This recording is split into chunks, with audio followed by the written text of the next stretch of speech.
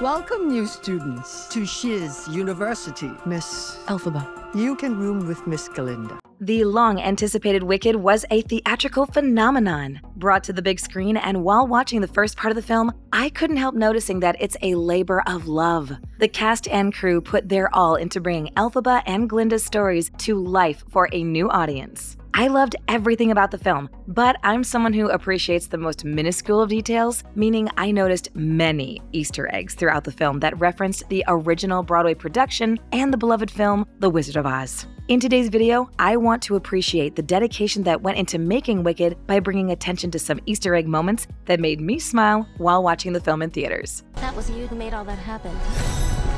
How did you do it? I don't know. Number 1. Elphaba's biological father. In the beginning of the film, Glinda tells the story of the Wicked Witch to the people of Munchkinland, who want to know why someone becomes wicked in the first place. It's during this scene that we learn the circumstances surrounding Elphaba's birth are far from perfect, as her mother has an affair with another man. While the suitor's face isn't shown on screen, it's hard to miss the voice of Jeff Goldblum, who plays the wizard. During their time together, the wizard encourages Elphaba's mother to drink a green elixir, which ultimately leads to their daughter having green skin. Later, when Elphaba meets the wizard, he has a song expressing his paternal desires and desperation to help her reach new heights in her magic career. It can be assumed that the wizard knows exactly who Elphaba is, even though he leaves her in the dark about their connection. To bring folks together is to give them a real good enemy. Number 2. Nessa and the Wicked Witch of the East. In The Wizard of Oz, Dorothy has a turbulent arrival in the land of Oz, as her house crushes the Wicked Witch of the East. The witch, only shown by her striped socks and ruby slippers, is mourned by her older sister, who vows to get revenge on Dorothy for her death. In Wicked, Elphaba only has one sister, Nessa Rose, who is destined to become a witch alongside her sister. Nessa Rose's fate is hinted at throughout the film, especially in her design. Not only does her father gift her slippers when she arrives at Shiz, but she has a preference for striped socks. Give them back to me or It's too late. There they are, and there they'll stay. Number 3. The creation of the Yellow Brick Road. One of the most infamous landmarks in Oz is the Yellow Brick Road, a vibrant pathway that leads Dorothy and her friends through danger as they search for the Emerald City. However, since the first part of Wicked acts as a prequel, the Yellow Brick Road doesn't exist. The first sign the audience sees of the road is when the wizard shows Elphaba and Glinda his diorama of Oz, including his plans to build a roadway so vast that it connects everything back to him. He allows the witches to help him pick the color of the brick, and Glinda ultimately decides on yellow. Hold on to your breath, hold on to your heart, hold on to your hope. March up to the gate and bid it open. Number 4. The symbolism behind hot air balloons. As most would have surmised, the wizard isn't native to Oz. In fact, he's a man from Omaha named Oscar Diggs. Once a magician for a circus, his hot air balloon carried him to Oz, where he assumed the identity of a great and powerful sorcerer. There are references to the wizard's origins throughout the film, but the hot air balloons are the most prominent. There is one carved into the wall at Shiz, and he uses another to deliver his summons to Elphaba. Toward the end of the film, Elphaba and Glinda find the wizard's original balloon and try to use it as their escape. Unfortunately, the balloon is popped, causing Elphaba to create the Wicked Witch's iconic broom. Like the wizard who was meant to help Elphaba escape her life's troubles, the hot air balloon also fails at the last second, further forcing Elphaba to depend on herself to overcome adversity. Half of that balloon is mine! The other half is mine! Number 5. The Silver Slippers. At the beginning of the film, it's made clear that Governor Throp cares for one daughter more than the other. He treasures Nessa Rose and does everything in his power to ensure she remains safe, even if his overprotective nature borders on overbearing. There is little doubt that his heart is in the right place when it comes to caring for Nessa, which is why his parting gift is so meaningful. He gifts Nessa a pair of silver slippers, covered in small jewels, believing they represent Nessa's value. The slippers come in a ruby-adorned box, marking them as the same slippers worn by the Wicked Witch of the East, later inherited by Dorothy. Fans of The Wizard of Oz likely expected these slippers to be red, but the color change is an homage to the original novel written by L. Frank Baum. Give me back my slippers.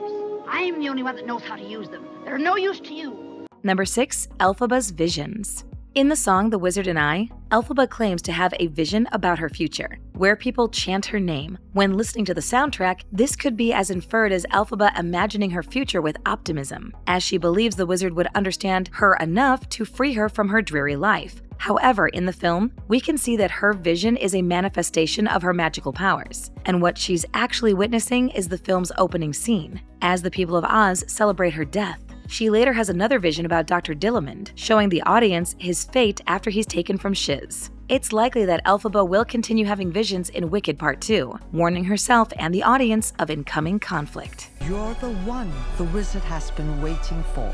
Number 7. The use of poppies. In The Wizard of Oz, the Wicked Witch uses a field of poppies to lure Dorothy and her companions into a deep sleep. In their slumber, they would become easy prey for the flying monkeys, who are tasked with delivering Dorothy directly to the witch. In Wicked, we have the chance to learn why Elphaba comes to rely on poppies. Not only are they her favorite flowers, a preference shared by Dr. Dillamond, but she later uses them to lure her classmates to sleep when faced with the captured lion, albeit accidentally. In this scene, Fiyero is the only one left unaffected by the poppies, allowing him to aid Elphaba in rescuing the lion's cub. Incidentally, this scene alludes to his connection to the Scarecrow, who is also unaffected by the poppies in the original film. But attractive to the eye and soothing to the smell. Number 8. Broadway Originals. I'm not sure why I wasn't expecting a few cameos, but I physically sat up in my seat when Kristen Chenoweth and Idina Menzel appeared on screen. The cast for Wicked was already star-studded.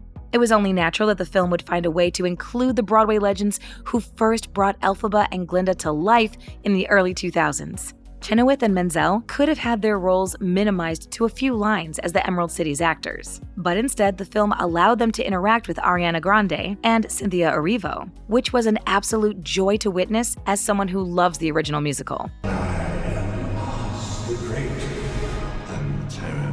Number 9. The Death of Governor Throp. A good thing about the film adaptation is that it had the time and resources necessary to expand the land of Oz. One way they accomplished this was by showing Elphaba's childhood and the people who influenced it, including her father, Governor Throp. In the film, Throp holds a grudge against his eldest daughter, believing she is responsible for Nessa Rose's disability and the death of their mother, a fact that Glinda debunks later in the film. The story goes out of its way to show the divide between father and daughter, which ultimately leads to his death in the film's final moments. Throp also dies in the stage production, but it's only mentioned in passing that he dies of shame. In the film, it appears that he has a heart attack. It's possible that his death will have a larger impact on the film's versions of Elphaba and Nessa. Come with me. What? To meet the wizard. Why couldn't possibly? This is your moment. I'm coming. Number 10. The Wizard of Oz cast. The film opens after Elphaba's death, as the people of Oz celebrate the defeat of the Wicked Witch. Within that scene, we witness a familiar group walking down the yellow brick road to deliver the witch's broom to the wizard. However, some new fans may not realize that we meet younger versions of these characters later in the film. The lion that Elphaba and Fiyero save grows up to become the Cowardly Lion. Fiyero becomes the Scarecrow, foreshadowed by his lyrics and choreography in Dancing Through Life, and Bach becomes the Tin Man. She doesn't give a twink when anyone thinks. Something is not the same. Of course she does.